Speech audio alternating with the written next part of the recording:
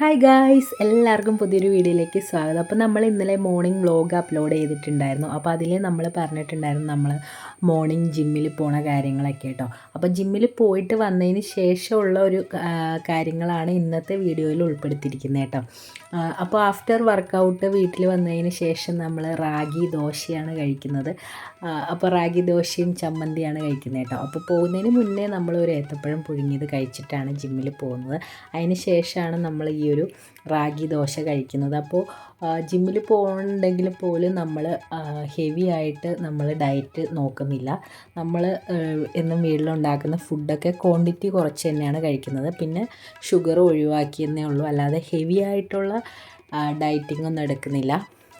അപ്പോൾ ഈ ഒരു കർക്കിടകം ടൈമാണല്ലോ. ഇപ്പോൾ കർക്കിടകം എന്ന് വെച്ചാൽ കൂടുതൽ നമ്മൾ ഹെൽത്ത് കോൺഷ്യസ് ആയിട്ടുള്ളൊരു ടൈമാണ്. കൂടുതൽ ആൾക്കാരും ഹെൽത്ത് നോക്കുന്ന ഒരു ടൈമാണ്. കാരണം കർക്കിടകം പണ്ട് തൊട്ടൊരു മഴ സീസണാണ്. അപ്പോൾ മഴക്കാലത്ത് ഒരുപാട് പകർച്ചവ്യാധികളും അസുഖങ്ങളൊക്കെ നമ്മുടെ നാട്ടിൽ വരാറുണ്ടായിരുന്നു. അപ്പോൾ ആ ഒരു ടൈമിൽ എല്ലാവരും അതിനെ പ്രതിരോധിക്കാൻ എന്നവണ്ണമാണ് നമ്മുടെ പ്രകൃതിയിലുള്ള മരുന്നുകളും ആയുർവേദത്തിൻ്റെ ഇതൊക്കെ യൂസ് ചെയ്തിട്ട് നമ്മൾ കർക്കിടക കഞ്ഞിയും അതുപോലെ തന്നെ പച്ചിലകളൊക്കെ യൂസ് ചെയ്ത് നമ്മൾ കറിയും ഒക്കെ ഉണ്ടാക്കി കഴിക്കുന്ന ഒരു ടൈം കൂടിയാണ് ഈ ഒരു കർക്കിടകം. അപ്പോൾ പണ്ട് മുതൽ ഈ ഒരു കർക്കിടകം കൂടുതൽ ആ ഹെൽത്ത് കോൺഷ്യസ് ആയതുകൊണ്ട് നമ്മുടെ വീട്ടിലുള്ളവരും കൂടുതൽ ആ ഒരു ടൈമൊക്കെ ആകുമ്പോൾ കുറച്ചും കൂടി ഹെൽത്ത് നോക്കാനായിട്ട് കുറച്ച് എഫേർട്ടൊക്കെ എടുക്കാറുണ്ട്. അപ്പോൾ നമ്മുടെ വീട്ടിൽ എല്ലാ വർഷവും കർക്കിടക കഞ്ഞി ഉണ്ടാക്കാറുണ്ട്. അപ്പോൾ എൻ്റെ അമ്മ എന്ന് വെച്ചാൽ വീട്ടിലുള്ള ഓൾമോസ്റ്റ് എല്ലാ പച്ചിലകളും വെച്ച് തോരൻ ഉണ്ടാക്കാറുണ്ട് കേട്ടോ ഈ ഒരു ടൈമിൽ. അപ്പോൾ ഇന്നത്തെ പുതിയ പരീക്ഷണമെന്ന് വെച്ചാൽ ഈ ഒരു മൾബറിയുടെ ഇലയാണ്. അപ്പോൾ എനിക്കും ഇത് ഫസ്റ്റ് എക്സ്പീരിയൻസ് ആണ്. ഞാനും ആദ്യമായിട്ട് കഴിക്കാൻ പോവാണ് ഈ ഒരു മൾബറിയുടെ ഇല. അപ്പോൾ അമ്മ പറഞ്ഞു ഒരുപാട് ഹെൽത്ത് ബെനിഫിറ്റ്സ് ഉള്ള ഒന്നാണ് മൾബറിയുടെ ഇല. അപ്പോൾ കൊളസ്ട്രോൾ കുറയ്ക്കാനും അതുപോലെ തന്നെ ഷുഗറും BP ഒക്കെ കൺട്രോളിൽ വരാനും എല്ലാം ഈ ഒരു ഇല നല്ലതാണെന്നാണ് അമ്മ പറയുന്നത്.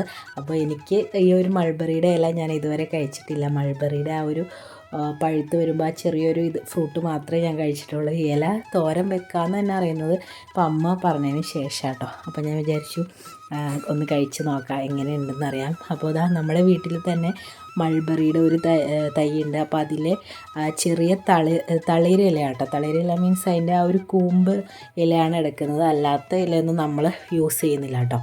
അപ്പോൾ 2 മൾബറി ഉണ്ടായിട്ടുണ്ടായിരുന്നു. അപ്പോൾ നമ്മളത് പറിച്ച് കഴിച്ചു.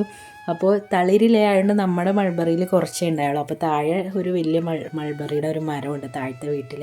അപ്പോൾ നമ്മൾ അവിടെ പോയിട്ട് മൾബറിയുടെ ചെറിയ തളിരിലകൾ നോക്കിയെടുത്തിട്ടുണ്ടായിരുന്നു. പിന്നെ ഈ ഒരു മൾബറിയുടെ ഇലയിൽ ചെറിയ പുഴുക്കളൊക്കെ വരാൻ ചാൻസ് ഉണ്ട് കേട്ടോ. അപ്പോൾ നമ്മൾ അത് ക്ലീൻ ചെയ്യുമ്പോൾ നല്ല വൃത്തിയായിട്ട് ക്ലീൻ ചെയ്യാനായിട്ട് ശ്രമിക്കണം. കാരണം ആ ഒരു പുഴു നമുക്ക് ചിലപ്പോൾ കാണണമെന്നില്ല. അപ്പോൾ അതിൻ്റെ ഒരു തണ്ടൊക്കെ കളഞ്ഞിട്ട് ഇല മാത്രം ഇങ്ങനെ സെപ്പറേറ്റ് ചെയ്തിട്ട് ചെറുതായിട്ട് അരിഞ്ഞെടുക്കുകയാണ് ചെയ്യുന്നത്.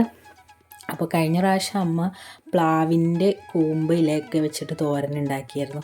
അപ്പോൾ അത് എനിക്ക് ഫസ്റ്റ് എക്സ്പീരിയൻസ് ആയിരുന്നു. പ്ലാവിൻ്റെ കൂമ്പൊക്കെ വെച്ചിട്ട് അമ്മ തോരൻ ഉണ്ടാക്കി. അതുപോലെ ചൊറിയണം, അങ്ങനെ കുറേ കർക്കിടക ടൈമിൽ കുറേ ഇലക്കറികൾ നമ്മൾ വീട്ടിലുണ്ടാക്കാറുണ്ട്. അപ്പോൾ ഈ വർഷം മൾബറിയുടെ ഇല തന്നെ ആവട്ടെ എന്ന് വിചാരിച്ചു.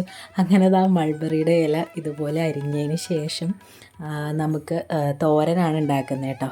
അപ്പോൾ ബാക്കി വേറെ കറികളൊക്കെ യൂസ് ചെയ്യുമോ എന്ന് എനിക്കറിയില്ല. അപ്പോൾ ഇതിനെ പറ്റിയിട്ട് കൂടുതലായിട്ട് അറിയാവുന്നവർ, കൂടുതൽ ഇതിനെപ്പറ്റി അറിവുള്ളവരൊക്കെ ഉണ്ടെങ്കിൽ ഈ വീഡിയോ കാണുമ്പോൾ ഒന്ന് കമൻറ്റ് ചെയ്യണം. ഇതിൻ്റെ കൂടുതൽ ബെനിഫിറ്റ്സും ഇത് വേറെ ഏതൊക്കെ ടൈപ്പിൽ കറികളൊക്കെ വെക്കാം എന്നുള്ള രീതിയിലും നിങ്ങൾ കമൻറ്റ് ചെയ്യണം കേട്ടോ.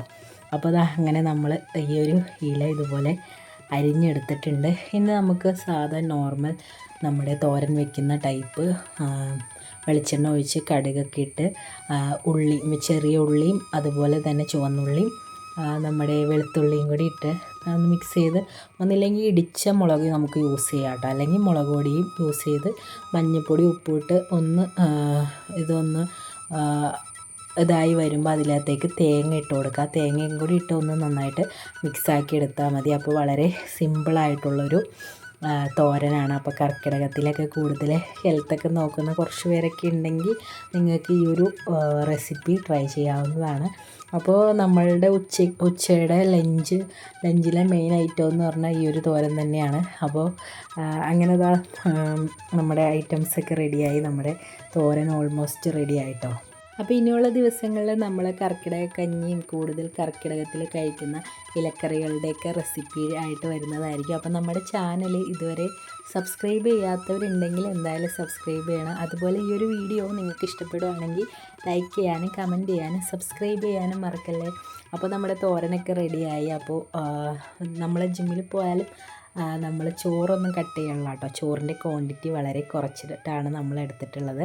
അപ്പോൾ ചോറും മീൻ കറിയും മീൻ ഫ്രൈ ആണ് നമ്മൾ എടുത്തിട്ടുണ്ടായിരുന്നത് കേട്ടോ. അപ്പോൾ വളരെ എണ്ണ കുറച്ചിട്ടുള്ള രീതിയിൽ ഫ്രൈ ചെയ്ത മീനാണ്. അപ്പോൾ ഇത്രയാണ് നമ്മുടെ ലഞ്ച്. അപ്പോൾ ഇതൊക്കെയാണ് നമ്മുടെ ആഫ്റ്റർ വർക്കൗട്ടിന് ശേഷമുള്ള നമ്മുടെ കാര്യങ്ങൾ കേട്ടോ. അപ്പോൾ ഈ ഒരു സീരീസ് നിങ്ങൾക്ക് ഇഷ്ടപ്പെട്ടിട്ടുണ്ടോ എന്ന് പറയണേ. നമ്മുടെ മോർണിംഗ് വ്ളോഗും അതുപോലെ തന്നെ വീട്ടിലെ വിശേഷങ്ങളൊക്കെ ഉൾപ്പെടുത്തിയിട്ടുള്ള വ്ളോഗ്സൊക്കെ നിങ്ങൾക്ക് ഇഷ്ടമാണോ, ഇത് കണ്ടിന്യൂ ചെയ്യണോ, എന്താണ് നിങ്ങളുടെ അഭിപ്രായം എന്നൊക്കെ പറയണം കേട്ടോ. അങ്ങനെയാണെങ്കിൽ ഞാൻ ഡെയിലി ഓരോ വീഡിയോസ് അപ്ലോഡ് ചെയ്യാനായിട്ട് ശ്രമിക്കുന്നതാണ്. അപ്പോൾ ഇത്രയേ ഉള്ളൂ.